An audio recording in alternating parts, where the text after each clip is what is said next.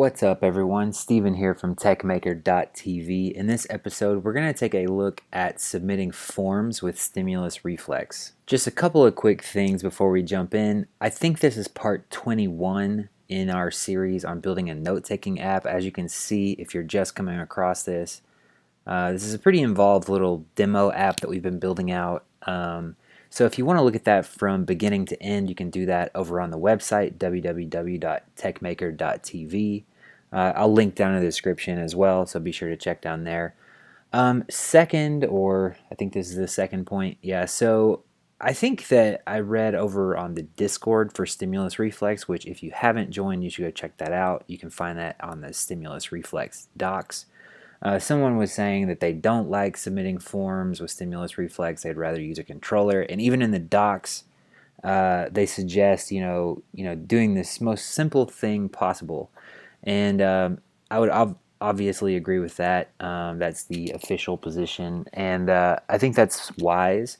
For the purposes of this demo, we're going to ignore all of that because we have to create some kind of demo. And so and obviously in a demo you end up with simple use cases a lot of times which are not as practical as you would like them to be necessarily. So if this strikes you as unusual or unnecessary or anything like that, just keep that in mind, that this is just for the sake of trying things out and not necessarily saying this is the best way you could possibly do this. And last, as always, if you're new here, be sure to subscribe to the channel, and if you like this video, please give it a thumbs up and leave a comment. I'm always happy to chat and discuss anything on your mind about what we're talking about here or things kind of related. So I just finished the video and it was a bit of a roller coaster, and I decided that it would make sense for me to show you kind of what we get going toward the end. So let me just kind of show you what we end up making. So you can see here that the cursor stays in the input and it keeps reloading just in that spot. And that's basically what we were going for. And so we do figure it out. It takes a little bit to get there. And I had some personal bumps that I introduced, I think, or accidentally encountered, however you want to look at it. But in any case, we do get there, and I wanted to just kind of put this up front so that you kind of see that, where we're headed. And anyway, I wanted to make sure I said that because at some point I thought maybe it was actually the framework or whatever, and it was actually just a misunderstanding that I had. So anyway, hope you enjoy the episode, and I will talk to you later.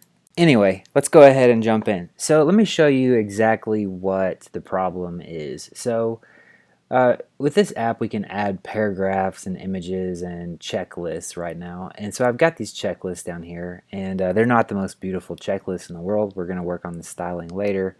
But the problem I want to deal with here is if I just type in something or click something I typed before and hit enter, it yanks me back up to the top of the screen, and that's because we're just using kind of a standard form submission that's just redirecting us back to the page that we're on. So what I would like to happen, and again, you could achieve this in another more standard way in Rails, but what I want to do today is use Stimulus Reflex to submit the form and render out the new item to the list, and then clear the form and focus on the form so that we can just add a bunch of items really quick. So let's pop over into the code and see how we can get this going. So you will have to check some of the previous episodes if this context is lost on you, but we've already got a checklist item reflex. Let me open that up, and then let me open up my pages show. Actually, it's in this checklist partial. So there's a good bit of code here, and again, like if you're kind of lost, you'll need to go back and look at some of the previous episodes, but hopefully this will be fairly clear. So we have this form. Where is the form? I passed it. It's here. So this is our form that's being submitted. And once it's submitted, it creates a new checklist item, and then down here we're looping through the checklist items and rendering out some stuff. So what we want to happen is over here on our checklist item reflex, I want to create a new method, and I'm going to call this just create, and I'm going to throw a binding.pry in here. So this will stop the server if we're hitting this. I want to basically lay down some tracks to do a handful of sanity checks, and then we'll actually put the logic in after. So what I'm going to do is in my form here, I'm going to add a new data attribute, and excuse me, and it's going to be submit. First of all, I need reflex here, so data reflex. Let me just make sure I'm doing that right. So down here, I'm lost.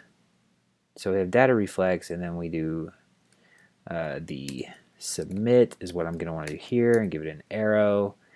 And then we will do our checklist item. I misspelled checklist. So checklist item, and then we want to call our create method. Okay, so let's try to create something and see what happens now. So let me just refresh, and if I hit just hit enter here, let's go check our terminal. So for form submissions, if you're familiar with the Rails controller, normally we would have some kind of params or something. And so that is provided to us here as well, so we can essentially set this up in a minute, just like our typical Rails controller would be. So that's pretty cool, and it shows that we're hooked up and we're hitting the right method, so that's great. So to get out of this, we can just type quit, and that'll let the thing finish running. And let's go back over to our create and get rid of this binding. Now the next thing I want to do is hook this up so that we can actually clear that form field after the reflex finishes. And we can do that by doing two things. So first of all, right above my form, I'm going to change this to be, and you can check through the docs to see how this is all set up, but we haven't actually declared a controller in terms of like the stimulus controller. And so what we need to do here is say data controller equals, and then the naming convention. So when you have over here on this side, you can see checklist underscore item underscore reflex. So the naming convention here is to use dashes, I think. At least this is working. So if I'm doing something wrong, feel free to leave me a comment and tell me. Or if I'm doing something unnecessary, it's fine too. So we have our data controller checklist item, which is going to tell it to use the checklist item controller JS, which is up here, which we haven't actually done anything with yet. So I'm just going to come in here and delete all these comments. And well, we actually, right here, you see this before update. This is going to be sort of a similar thing that we're going to do. What happens, according to the docs, which I think is explaining this right, is that when we create a method over here, we get access to some lifecycle events related to that method. So what we could do is say something like after create, and then it takes an element and the reflex itself. I'm not entirely sure if we're not probably going to use the reflex for anything, and I'm not even sure. I haven't played with this enough to know exactly what we would do with it. So what I want to do basically is just console.log the element for now. I'm not sure if I explained that perfectly well, and if you're curious, definitely go check out the docs. Essentially what happens is, I think there's sort of some default, so we could say like after reflex, and that would fire after any reflex in this controller, and this after create is just going to be the create method here, the create reflex. I guess calling these individual methods, I guess we call these reflexes. I'm not sure what the terminology is. I'm calling them methods because it's more typical of a class. Anyway, so like if we had a squirrel method, let's see if I can spell squirrel, then we could over here we would have like before squirrel or something like that. Anyway, hopefully that's clear. Trying to do a little bit better job explaining some of the details of things.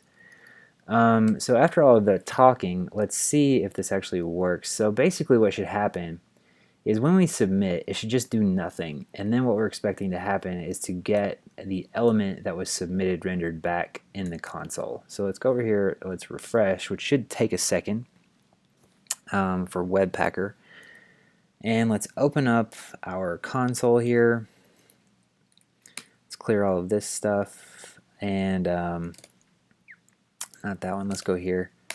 And so you can see now, obviously nothing happened, but we're getting the form console logging out, so that's cool. So what we want to do is inside of this form, if you look all the way down in here, we have this form control, and then this is the only form control that we have.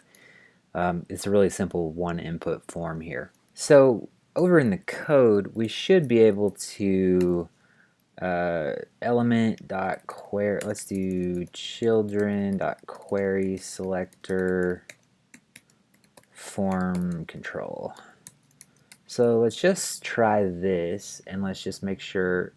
I'm a big fan of sanity checks. I don't like to do a lot of work and find out that I missed something way back that's not working. Children query selector, maybe I don't need the children here. Let's give this a shot. I'm a big jQuery user from back in the day, and still kind of working on my vanilla JS usage. So that looks like the right thing. So what I want to do basically, we don't need to console.log this thing.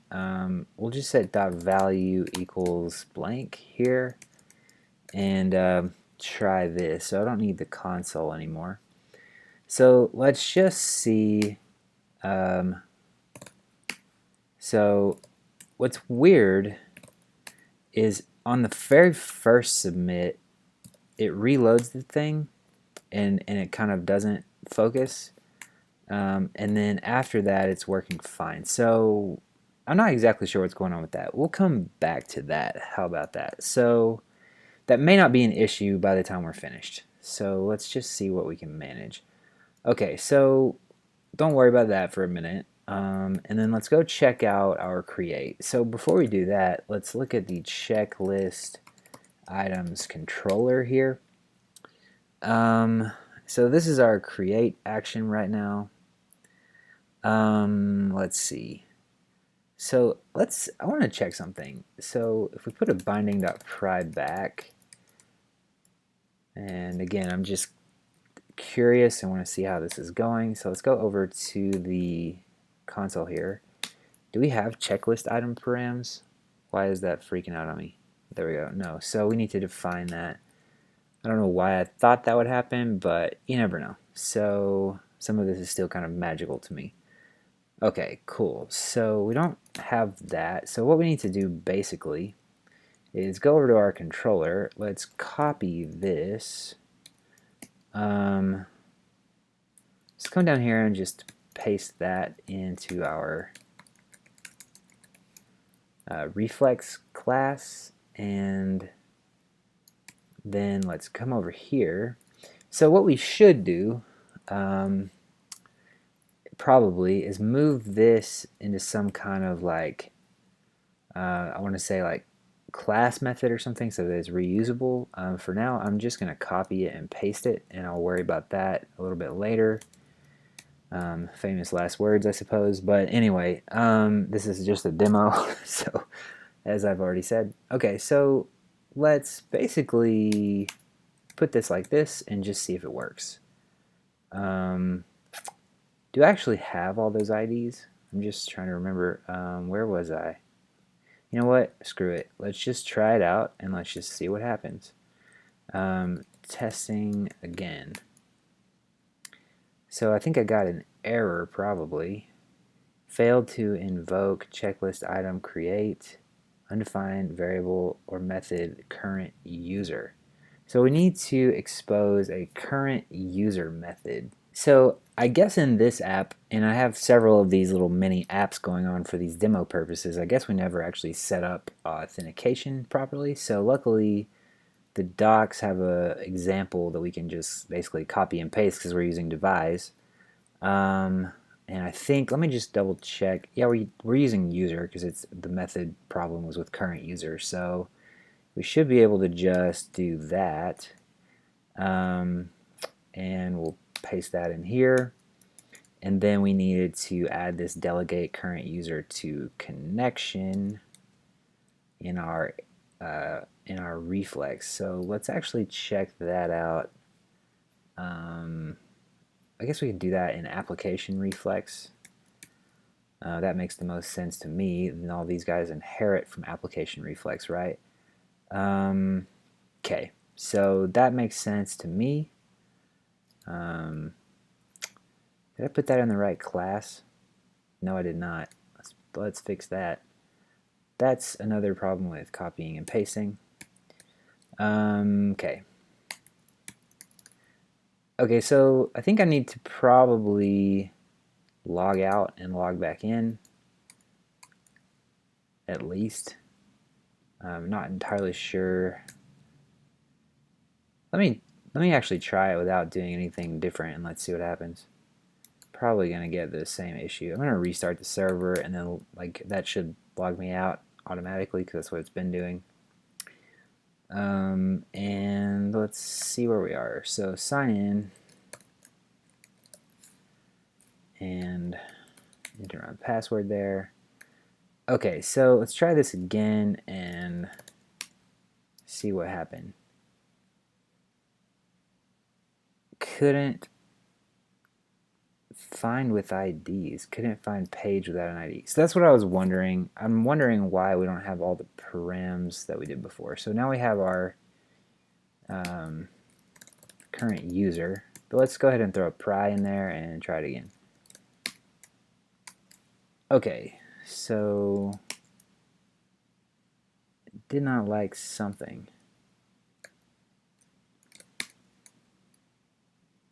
There we go.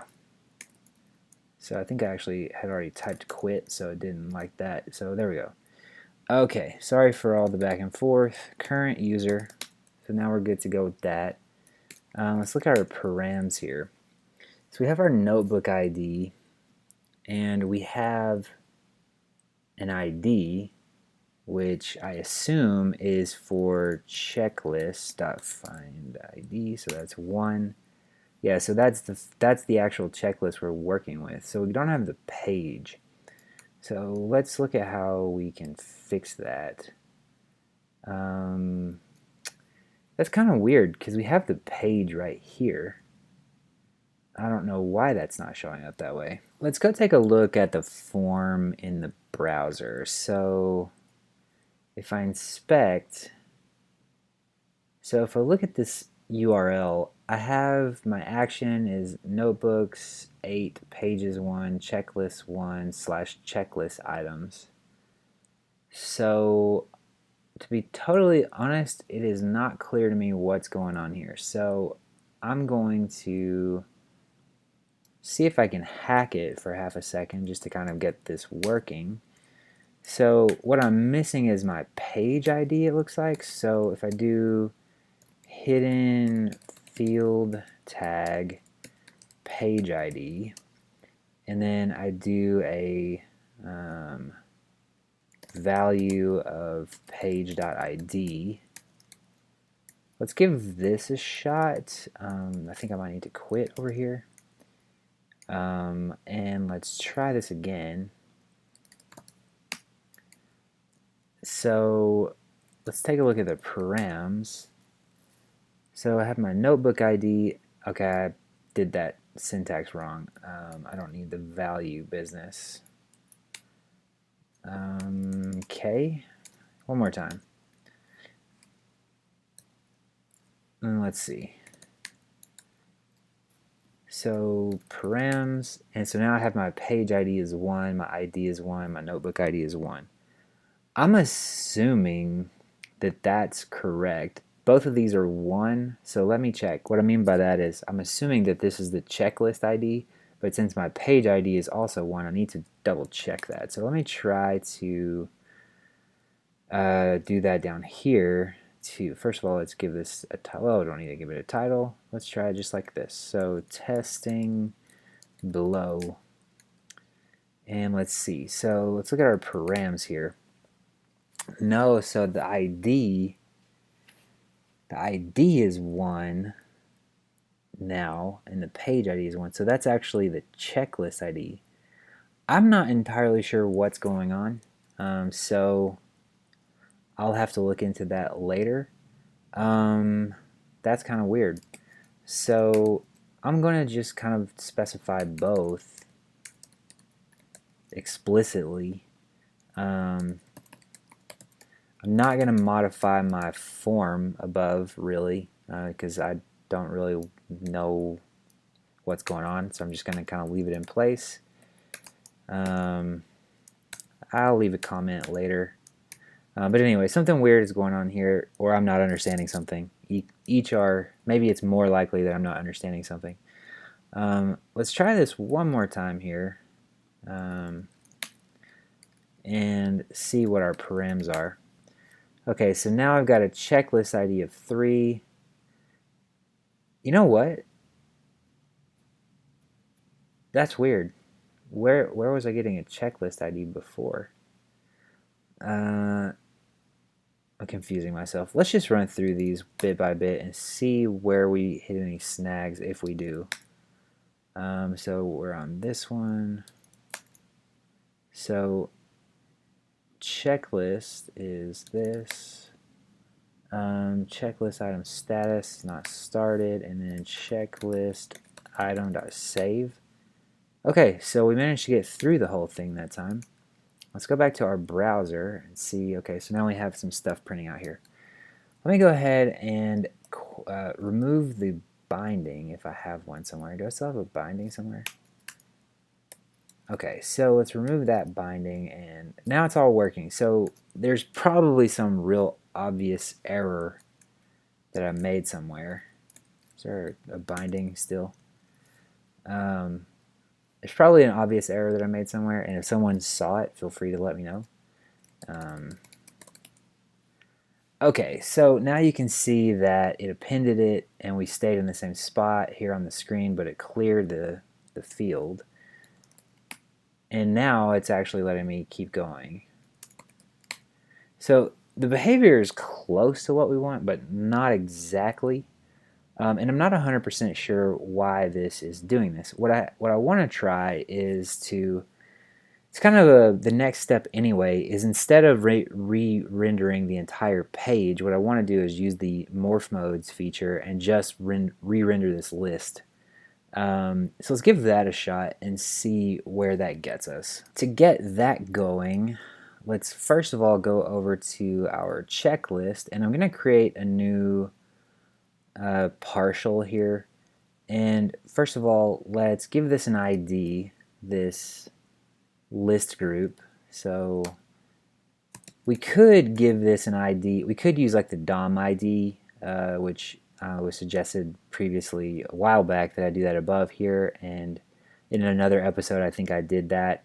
So let me actually go ahead and do it here so you'll see what I'm saying. So if I do DOM ID and then checklist, you'll end up with checklist dash and then the ID here. So we can actually just leave that like that. But we can't do that twice on the same page, and this is actually like the actual list here. So what I want to do, we're going to need the ID so that we can broadcast to this spot in a minute. So what we'll do is say checklist items dash 4 dash and then checklist the ID, something like that. It's kind of wordy, but I'm okay with it. It's kind of clear.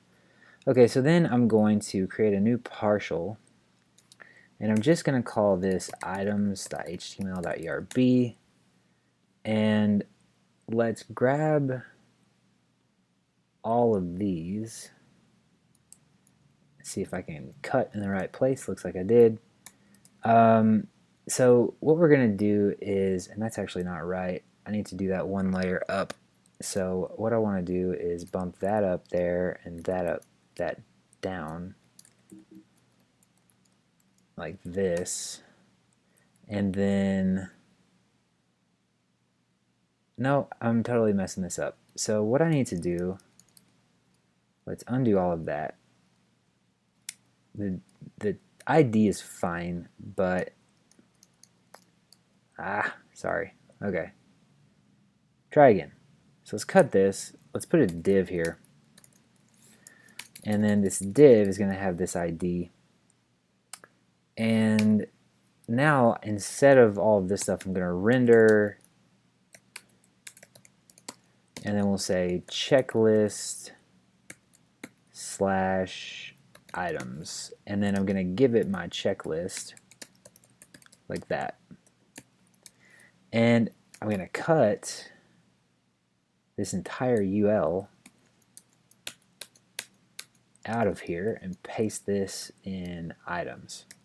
Okay, that should do the trick. Let's refresh and let's see if it still loads and does everything we want, and the answer is no. So I need to provide the notebook. I'm going to need the notebook and the page here. So we'll have notebook is notebook, page is page, like that. So now it's going to work. I think I'm going to switch this to view components pretty soon. I intentionally didn't because earlier on in this series we were doing that kind of differently. But it's getting obnoxious to have all these partials, so I think I'm going to go to view components pretty soon. Anyway, so now we're working. Let's see if we can get the morph mode stuff going. So in the spirit of being lazy, because this video is kind of getting a little bit long, let's go over here to the docs. Let's look at the morph modes, and let's go down here to the selector morphs. And let's just grab this. Not that one. This one. So that I can just kind of refill it with the stuff that I actually need. Okay, so inside of create, so right now by default, the default behavior is that it just morphs the entire page. So it does a DOM diff on the entire page and then redraws the things that are different. So what I want to do is say, so I have that weird ID that I made, and what I want to do is grab that. Where was that at in the first place? That was in the checklist here. And we're going to have this checklist items for checklist ID. So we'll string interpolate this instead of the ERB tags because that doesn't make any sense.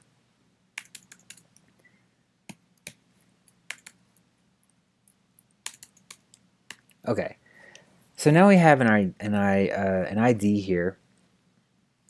And let's change this to be like target ID. I don't want it to conflict with anything else called ID. So we'll say morph target ID, application controller render, and let's change this to be, what is it? It's checklist slash items, and then the locals, I'm going to go ahead and put this on, how should I do this? I'm never like great at formatting stuff like this, so I'm going to do like this. So my partials shall be the notebook is notebook, the page is page, and the checklist is checklist. Okay, cool. So let's give this a try and let's just see what happens. So let's go back over and refresh everything, and then another one, and I broke something. Cool. I think. Is there an error somewhere? What happened? Oh, I think I know what I did. I left the pound sign off of the ID here, so it's not going to find that because it's not a CSS selector like that. Okay, cool. So let's try that again and see if it works better now. So if we come down here, another one, and then, so now it's actually not clearing the field here. So I'm not sure what to make of that. But it is appending it in place. So let's see about how to hook up our thing with the input, because I'm not sure what's going on there. Let me just check my JavaScript console really quick and see if I have any errors. I don't think I do. Okay, so let's go back and check out that JavaScript. So everything is getting close here. We're close to the behavior that we want. This is my first time actually doing this, really, so hopefully it's not that obvious. Let's go ahead and console.log element. Let's console log this thing, and then let's just see what happens here. And I'm going to delete a few of these things because this is getting too long to see here.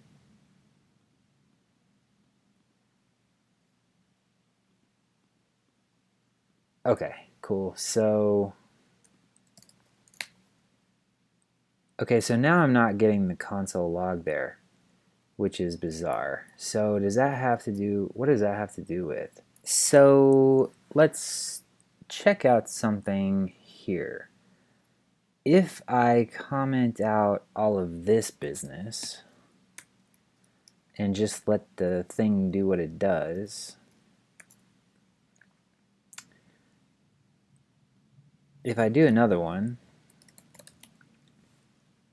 we get our input console logging here.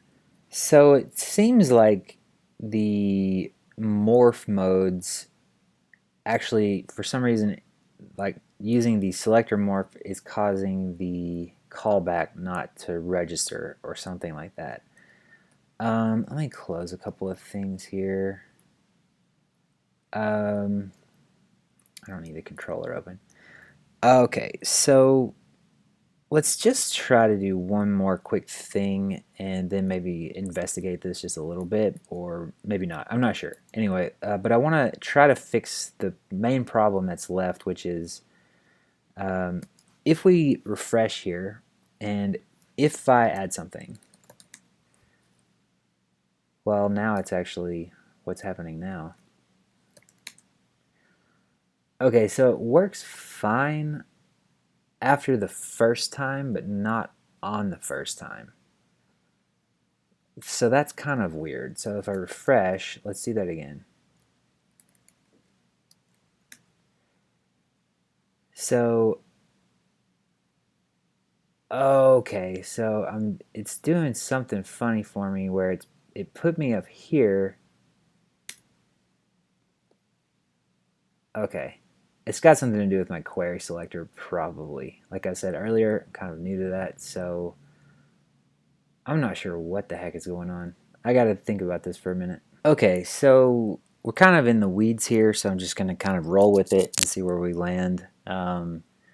So I've got a new test page set up here where I have list 1 and list 2, and neither of them have anything. So let me just refresh, make sure it's just loaded. Let's say test 1. And so it added it appropriately to the right place, but now it's got my cursor and test 1 written in the top field, which is really bizarre. So let me just assume that the problem is with my JavaScript. So let me just comment all this out and refresh again and do it again and just see if that's the problem. Because if not, I don't know what to make of that. So let's say test 2, and it's doing the same thing. So I really am not sure what is going on here. So I just got a thought, and I think I may have hastily done something wrong earlier, which happens when you're doing this kind of thing live. So you see here this checklist underscore 4. I think I need to fix that by making this say ID equals DOM ID like that. Let's try to look at that again and see what we get. And that has an underscore and not a dash. So I need to go back to my previous naming convention that I had because there could be a problem somewhere else. So let me undo until I see it again. And then I'm going to put it all back just to make sure I copy it exactly how it was. Where am I in the world? Okay, so I just need this. I'm going to redo all of that. This is sort of dangerous activity. Okay, so I'm gonna replace this. Hopefully I didn't just like totally screw everything up there for 20 minutes, but who knows? What can you do? Alright, so let's try it again and just see what happens. Nope, still doing the weird thing. So I think I may have just discovered it, but could be wrong again, so let's see what happens. So if we inspect this, this has an ID of checklist item title, and I would guess that this has the same ID.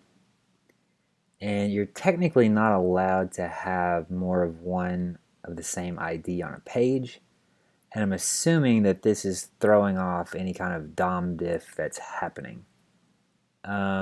Let me see about how to go about fixing this. So there may be like an actual Rails way to do this, and if so, feel free to leave a comment, but I'm gonna kind of hack it again or try, and let's see if we can get this to work. So this text field here I think is the problem here. So I think we can do this. So we can do ID is this, and I'm gonna say checklist and then give it the checklist ID, checklist.id underscore checklist. So I don't really care that this is long and weird. The only thing I care about is that we don't get this naming conflict because I'm not using the idea for anything or the ID for anything explicitly. So now we get checklist 5 checklist item title. Let's give this a try again and see what happens. So test, let me refresh before I do that because it doesn't always work the same. But you test 4 and now it's working. So that was the issue the whole time. So that's my bad. I just didn't think about that. So that's, I guess, an interesting and useful discovery if you're working with stimulus reflex. So now let's see if we can get this working correctly again with the JavaScript. So let's go back over to our checklist items controller and uncomment this, and we don't need the console log now. And let's just see if this works from the get-go now. And we'll say test 5.